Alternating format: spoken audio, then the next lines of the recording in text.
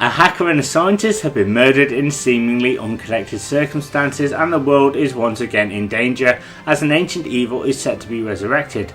Once again, it's up to George Stobart and Nico Collard to solve the many puzzles which will take them to various locations around the world. Yes?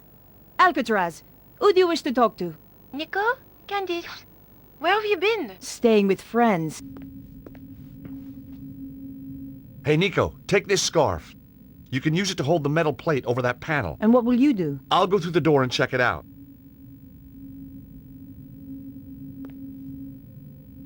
Broken Sword the Sleeping Dragon is the third game in the successful Broken Sword series, and this time combines the tried and true point and click puzzle style with a little bit of platforming. Whilst at its core it is in many ways a Broken Sword game, this added element allows for a little more freedom, as the solution to many puzzles requires visiting multiple locations, trial and error, and also anyone familiar with the series will feel right at home. However, the series has always been about using your noggin, collecting and using items, and talking to a host of eccentric characters to progress. What's really useful is now you can move freely around your environment using the PlayStation 2 joysticks, and this allows for a more smoother experience. The game starts off in the Congo as George finds himself in a burning aircraft, and this not only helps set up the story but also introduces newcomers to the series by helping you get used to this style of gameplay if you've never played it before. Then once the required puzzles have been solved, the action will switch to Nico and vice versa. André Lobineau? Hi, Andre. There's a safe in the apartment, hidden under the floor. In the coder's apartment? That's right.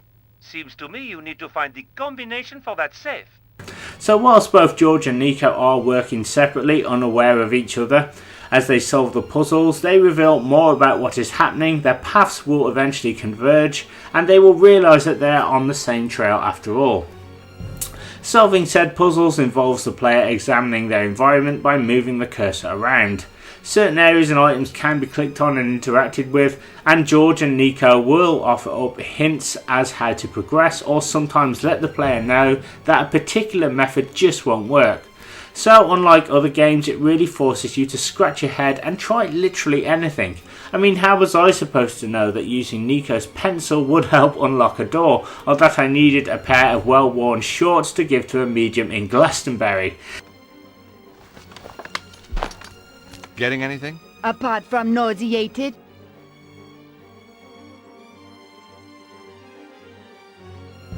This is where the Broken Sword series excels, with a plethora of situations and characters to encounter. New to the series are quick time events. These occur when either George or Nico uncover a particular part of the story that requires quick thinking to escape a situation. Whilst it's possible to mess up time and time again, the game does at least play the event over and over until you can figure out what you're supposed to do.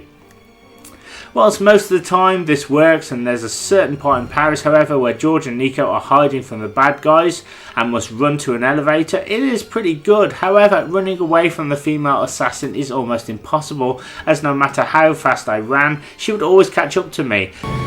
George, quickly, someone is coming up in the elevator.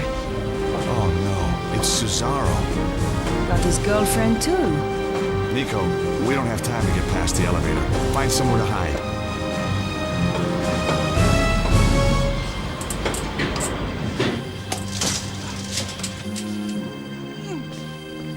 What is he doing here? How did he get past all the guards? The men are weak. They don't understand what is at stake. Wait here a moment. We shall see what happens next.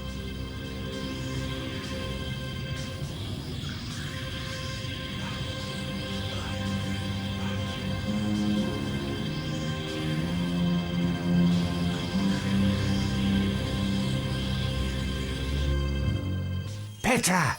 There they are! Kill them! Quick, George, this way.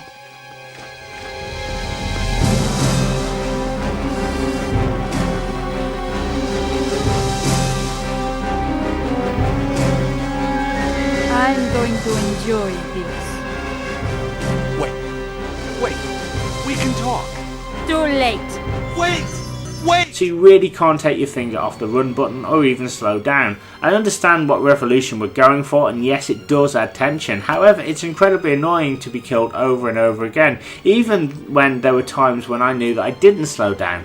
There's also a really frustrating crystal mechanism puzzle that needs to be solved to access 2 doors in the Congo. You need both George and Nico to press these pads at the same time. You can solve the puzzle, but it's possible for Nico to get stuck and you need her for the next section, meaning you have to reposition those crystals to free her. Luckily though, with the help of a walkthrough, I was able to finally do this. I honestly thought the game was broken at this point. Graphically, Broken Sword 3 on the PlayStation 2 does the job. The environments are large and rich in detail and designed for puzzling over style. The FMVs are well animated and gripping, and this being a point and click game, it's much more about the gameplay. Whilst this game does have a few issues, there is no doubt that this third adventure is easily the best, with a highly engrossing storyline, a script on point voice acting loaded with George's trademark humour and Nico's plucky spirit. The controls may take some time to get used to, and you will find yourself trying everything to try and make progress. Also, there are some sections where George and Nico must sneak around Solid Snake style, climbing up platforms and even hide. It's a game that is as much about observation and forward thinking and trying to think logically, yet many of the game's puzzles require the use of items you wouldn't ever think about using or combining in real life. As frustrating as this might seem, there is a tremendous amount of satisfaction when you figure out a particularly tough situation, and the game holds up remarkably well. It's perfect if you want a more laid back experience with a more filmic style and musical score. Broken Sword the Sleeping Dragon offers more of what the previous offerings had, and slipping back into the roles of both George and Nico was like putting on a pair of really comfy trainers. Revolution kept the formula pretty much intact, and whilst the freedom and flexibility might not be for everyone, it does at least increase and engage the player by offering something a little bit different. This game is not that hard to get hold of and is an absolute bargain. I picked up my copy for just £1 about the price of a can of soup nowadays. So if you're a fan of the series and haven't played it, what are you waiting for? Despite its minor niggles, Broken Sword 3 is an essential purchase, especially if you're a fan of point and click puzzling. With loads of nods and winks to the previous entries, fans will appreciate the attention to detail and newcomers will enjoy a different style of gameplay. 2 days! Lost! 2 days in a stinking cell on blown-up charges! That stupid policeman! If I see him again...